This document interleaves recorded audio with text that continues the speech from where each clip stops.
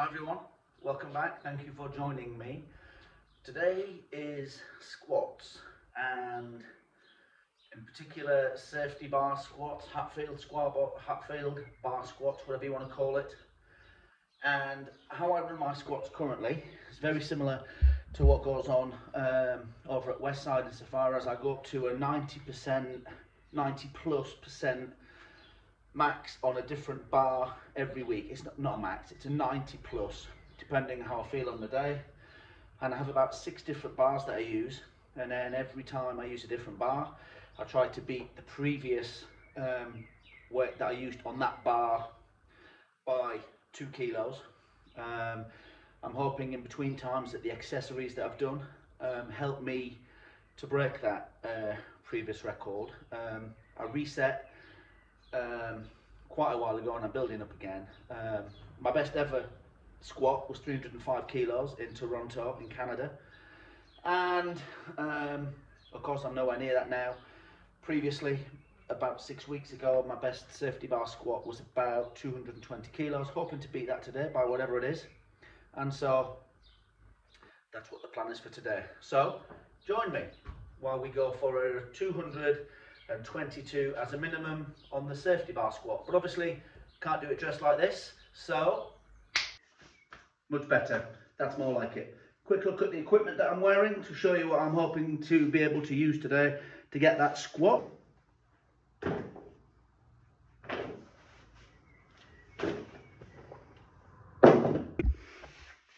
And here we go. So I wear those compression shorts from Cerberus, really good. Best ones I've ever used so far. I'm sure there'll be other ones out there that'll come along. I am wearing my, I remember the name of them now, Inov 8 squat shoes. I have my Cerberus belt, the Strongman belt, because it makes me feel more comfortable and gives me a bit more confidence. Obviously my SSB belt, and my knee wraps by Elite FTS. If anybody's interested, I do get asked from time to time. And so I'll start to warm up. In general, my warm-ups are nothing exciting. I start with the movement, do a few sets, well, 1 or 2 sets, and then I'll put some weight on the bar, do another 2 or 3 sets, and from there, reasonably big jumps all the way up to where I need it to be. And so that's what we're going to start with. We're going to do a couple of sets. Won't film that, but I'll film them once we start to get a little bit of weight on the bar. Anyway, catch you in a second. So I've done a few sets of warm-ups, did the bar, empty bar. The bar's 24 kilos. Next, I did put 25 on each end. That was obviously 74. Put another 10 on each end, 94. 225s, another 10 now. This is 325s in the bar. That's 174. So about anything above 170, I start to consider putting my belts on and what have you. And people regularly in the comments saying, yeah, but could you do it without the belts? I think just to put this to bed, the answer is, why should I? Why would I? If we have tools that just give you that bit of confidence, give you that little bit of compression to keep you in a better place, I don't really see any reason to use it. I watched, for instance, Graham Hicks, who's one of the best deadlifters on the planet, round about 170 kilos on a deadlift, which is nothing for him. Yeah, if anyone has seen him recently pulling 390 kilos for 2 sets of 5, you realise 170 kilos for Hicksy is nothing. He puts his belts and straps on at about 170 kilos. If it's good enough for Graham, it's good enough for me. So that's why I put my belts and stuff on. So anyway, I'm going to do this 170 for a single. I'm into hoping always to get to that top set in about 7 sets.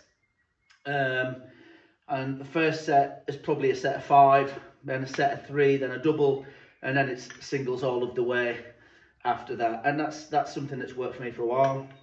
So I'll carry on. That's not how I do my deadlifts, and deadlifts are on Monday, so I don't want to absolutely kill myself on this because it only gives me 2 days recovery, which is why it's only 90%. So anyway, we're going to go and have a look at 174, see how that feels, because of course a number 144 may have felt fine, or 154, but 174 might feel absolutely atrocious. And then we've got to change the plan, because well, the other thing I'm intending to do today is to have a go on the bag, the big Husserfeld bullshit bag, and see if I can see how many steps I can make with that. So I'm going to be fatigued when I do that, but if I can do it fatigued, then I know it puts me in a decent place for when it comes to do it in Iceland in October. Anyway, here we go with this. Oh.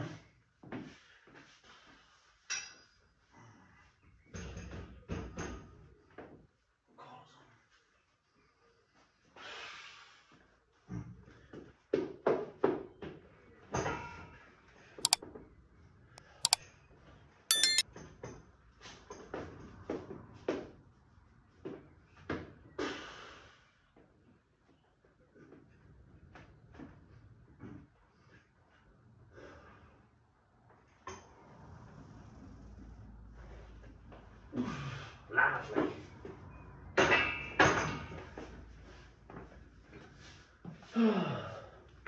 Yeah, that felt okay. Enjoyed that. Didn't feel anything particularly heavy or particularly weird. Just felt as I would expect it to. So, onwards and upwards. So, this is 200 now. I've put my wraps on, around about 200 every time. I like my knees to work. So, we're going to get this on. See how this goes. And then we'll come back. I don't know why my volume always goes up when I put these knee wraps on. Probably because they're painful. Anyway, here we go. In the hole.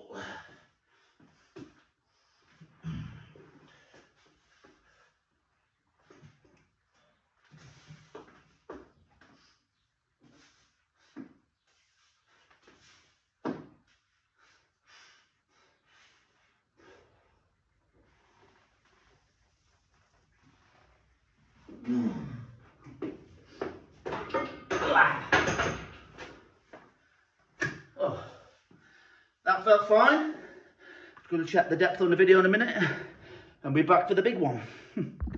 Okay, here we are. Last set. So this will be actually the bar's 24, so this is 224. Last set was 204. So I'm hoping just to get this over and done with, so we can get out of everything, get with something I enjoy. Here we go.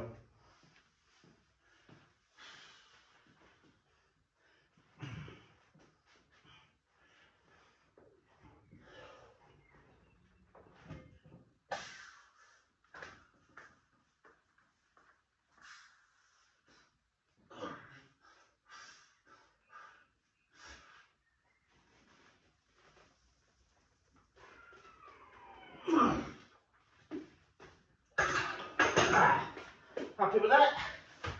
Wraps off, belt off.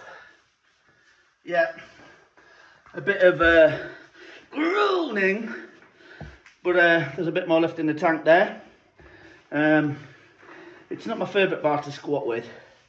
Keeps you really upright, and it's high, very high. I mean, it's higher than a straight bar, which makes it difficult to get any posterior chain in. Generally like to lean into my squats to get more glute, hamstring activation, and just bring more muscles into it. But I was really happy with that. Really happy with that. Felt good.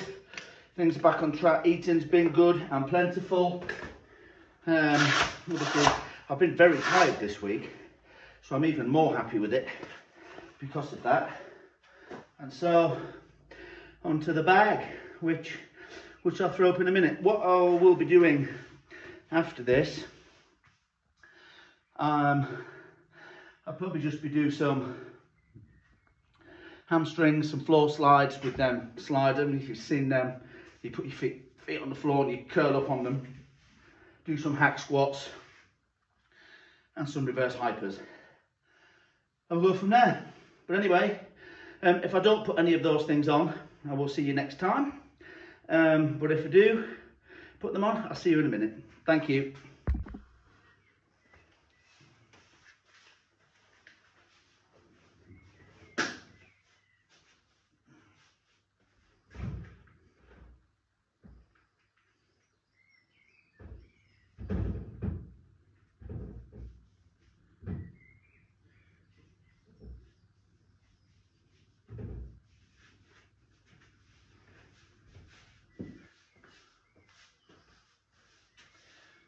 So we're gonna go after the bag now.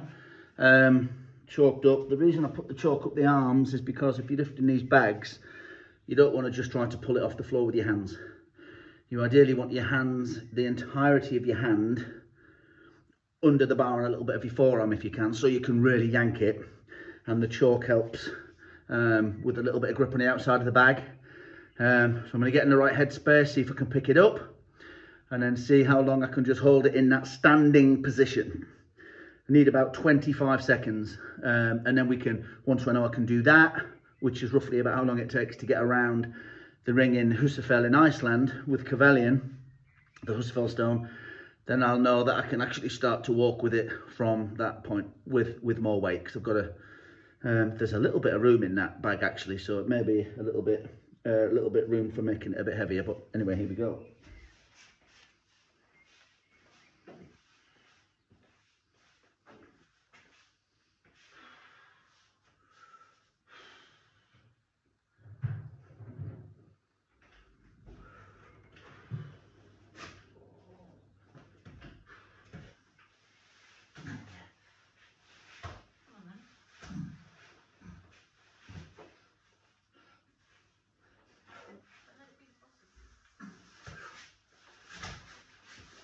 Jump pull!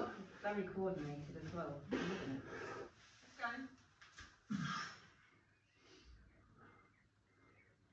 Breathe. Good. Slow.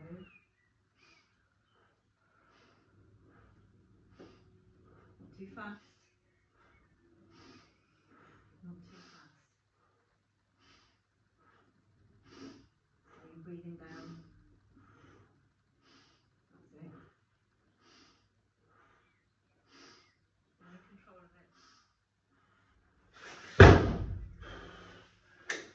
That must have been 25 seconds. Good. Must have been. Very coordinated. Yeah. Really happy with that. Gonna have a look at the video. See what the timing was like. See what the break off the ground and the load was like. I'll tell you something. Biceps are screaming. Forearms are on fire. Glutes are burning. Can't breathe. Can barely see. It's like the ultimate workout. But anyway, catch you in a minute when I've calmed down.